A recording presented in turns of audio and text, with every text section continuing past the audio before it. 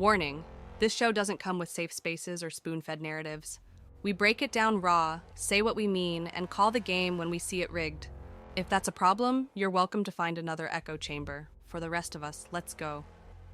Coming up on Data and Dissonance, GenX loses 3 cultural giants in one brutal week.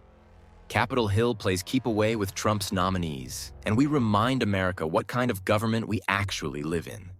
This isn't your average recap, it's the red pill ride home, and it starts now.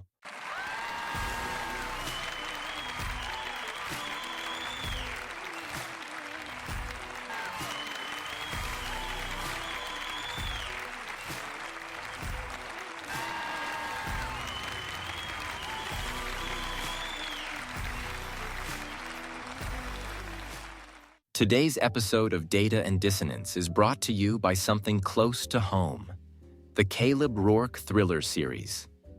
If you're into fast-paced action, deep state conspiracies, and a patriot who doesn't play by DC's rules, you'll want to meet Caleb. Best part? Book 3, Black Echo Rising, is dropping in December right before Christmas. Grab your copies now on Amazon and join the movement behind the man who's willing to do what the government won't. Now, let's get into it. All right, let's get real for a second. We've seen a lot last week: wars, politics, chaos, but this one hits us where it hurts. If you grew up in the 80s or 90s, you felt this. Over just a few days, we lost not 1, not 2, but 3 icons. Legends who defined our youth, our soundtrack, and our Saturday mornings. This wasn't just celebrity news, it was personal. Daniel, take us through it. It was like the Matrix glitched, and we lost 3 pillars of GenX culture. First up, Malcolm-Jamal Warner, aka Theo Huxtable, a calm, grounded voice from The Cosby Show who brought dignity and authenticity to Black families on mainstream TV. He drowned while saving his daughter in Costa Rica. That's how real-life heroes go out, protecting others. Then Ozzy Osbourne, the godfather of heavy metal. His music wasn't just loud, it was liberating. Ozzy blurred the line between madness and genius, and millions of us grew up headbanging to both. And finally, Hulk Hogan, the man, the meme, the myth. He body-slammed giants, told us to eat our vitamins, and made wrestling bigger than life. He died in Florida from cardiac arrest. And yeah, I teared up. Last week was brutal, man. It really was. And the wild thing is, each of them hit a different corner of who we were. Family, rebellion, and raw, larger-than-life energy. Brian, I know this shook you too. Yeah, Artie, this one hit like a steel chair to the soul. Hogan was my childhood. Before politics, before the chaos, he was red, white, and rip your shirt off patriotism. No irony, just fire. Ozzy, that man was freedom. You couldn't understand every lyric, but you felt them.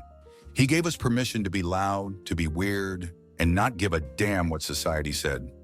And Theo, Malcolm-Jamal, he wasn't just a sitcom kid. He was us trying to figure it out. Smart, sarcastic, struggling, and loyal. I didn't expect to get hit that hard by his death, but I did. That's the thing, man. You don't realize how stitched into your DNA some of these people are until they're gone. Rachel, what did last week feel like for you? It felt like a time capsule cracked open and drifted away. These weren't just celebrities, they were emotional anchors. Theo made us laugh and think. He was proof that young men of color could be shown with depth, humor, and heart. Ozzy, oh Ozzy, he wasn't just metal. He was vulnerability wrapped in distortion. His death closed a chapter on rock itself. And Hogan? He was the superhero before Marvel made it mainstream. Big, brash, and larger than life. Watching them all go within days, it felt like losing a piece of who we used to be. Couldn't have said it better.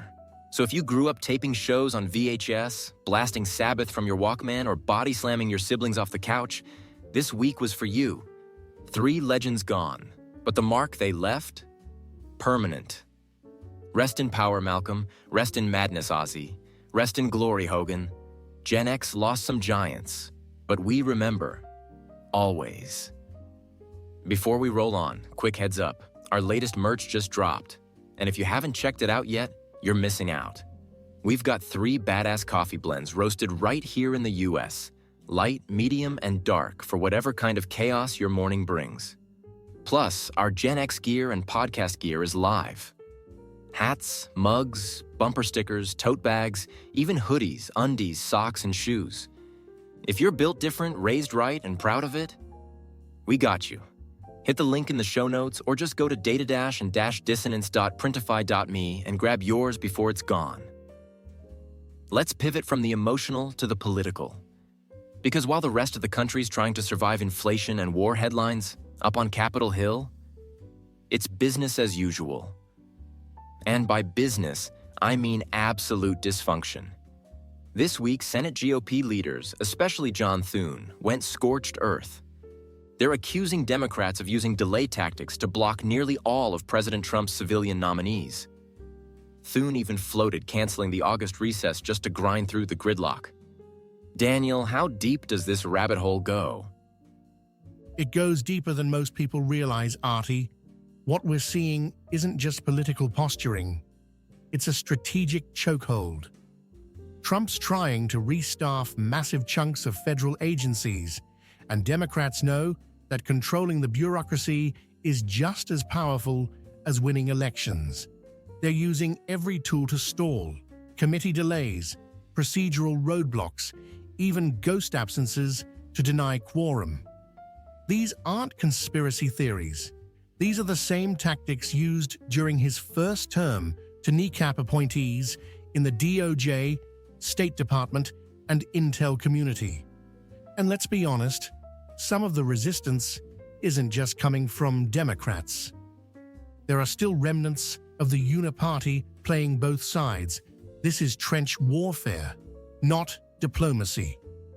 Hard to disagree there. It's not just about stopping Trump. It's about keeping power in the shadows. Brian, what's your read? I'll put it plain. The swamp never left. It just put on a new face. Trump's trying to put patriots and real-world people in charge again, and these clowns are terrified. We've got war overseas, chaos at the border, and inflation gut-punching working families. But the Senate's worried about playing gatekeeper for career bureaucrats. Thune's right to threaten the August recess. Grind it down, make them own this obstruction, because if Trump's going to drain the swamp, it starts with hiring people who won't rebuild the damn dam. The base is watching, and we're done with the games. This isn't just Senate sausage-making. It's the quiet coup, death by delay. Trump might be back in the White House, but if his people can't get in the building, the machine still wins. Rachel, bring us home.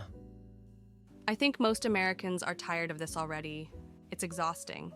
Whether you love Trump or not, the idea that we vote a president in, but unelected committees and Senate stalling can override that choice, that's terrifying.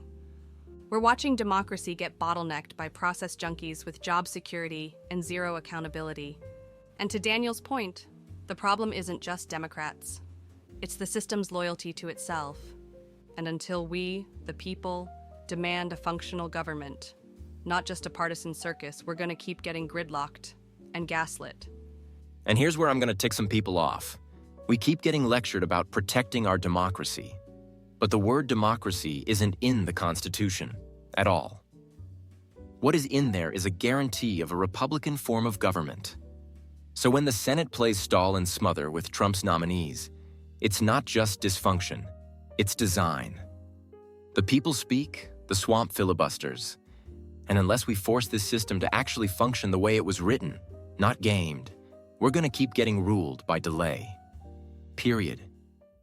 This week's Patriot Minute isn't about who's trending, it's about what endures. While the swamp stalls out nominees and the culture says sit down and shut up, Americans are still out there building, fighting, raising kids right, and showing up. A Navy vet in Iowa just opened a food pantry for homeless veterans. No fanfare, no funding, just heart. A mom in Georgia turned her kids' cancer battle into a community rally and raised $40,000 in a week. And in Montana, A rancher flew his own American flag at half-mast for Hogan, Ozzy, and Theo. Because in this country, culture matters. Don't let them tell you you're powerless. This is still your republic, still your culture, still your flag. Fly it loud, GenX. Fly it proud. All right, before we roll the credits on a heavy one, I want to bring the crew back in. Because this wasn't just a news week, it was a gut punch to a whole generation. Rachel, kick us off. What's sticking with you as we close out today? What's sticking with me? That 3 cultural giants died and the White House still found a way to make the press briefing about oat milk and gender-inclusive park rangers. This week was a reminder that culture is politics, because these icons shaped how we saw ourselves. And as Gen Xers, we've got this weird gift/curse of remembering a time before everything went digital, fake, and offended. We don't need TikTok tributes. We need to live loud, real, and unapologetically grounded in the stuff that mattered. Family, music, grit. Woo, you and me both. Brian, you held it together today, but I know last week hit different. It did, man. Hogan was more than just a wrestler. He was the last dude who made leg drops cool. But seriously, we didn't just lose celebrities. We lost time machines. Theo Huxtable was every kid trying to prove he wasn't stupid. Ozzy was every teenager trying to survive without going numb. And Hogan? He was every dude who still believed America was the good guy, even in tights and a bandana. The swamp can block nominees all they want. They can't block the memories. And if you think I'm throwing out my Hulkamania tank top, you can pry it from my cold, patriotic hands. All right, Daniel.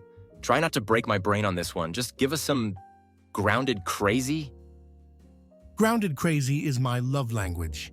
This week reminded me that when legends die, the narrative resets.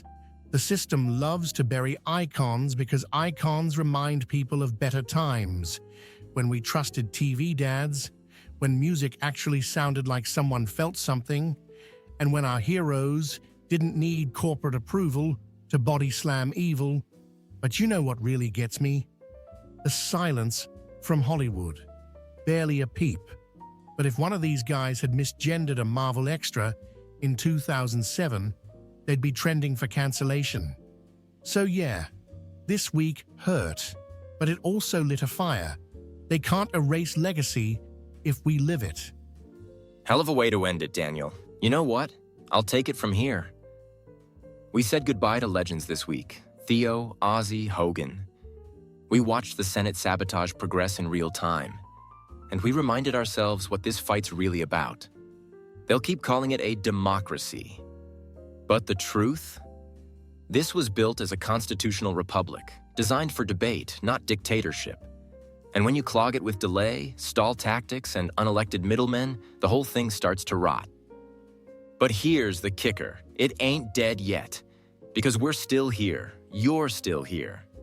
Whether you're grieving the icons of your youth or raging at the political machine, don't forget, your voice still matters. Your dollar still counts. And your example might just wake up the next person. So stand tall, speak truth, stir thought.